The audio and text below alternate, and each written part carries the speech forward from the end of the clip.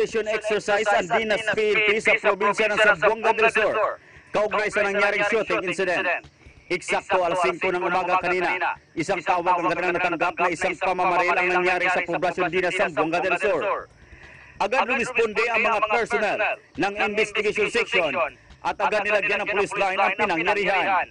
Nagsagawa kaagad ng investigasyon habang ang ibang tauhan ng Dinas PNP ay agad rin nagsagawa ng hot pursuit operation laban sa tumakas sa suspect.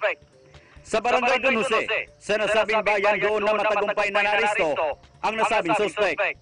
Ang nasabing exercise ay sinaksihan ni Police Superintendent Michael Palermo, Deputy Operation ng Police Regional Office 9. Ayon kay Palermo, layunin ng nasabing exercise ay upang masukat kung gaano kahanda ang PNP sa bayan sa posibleng pag-atake ng mga riding in tandem suspects.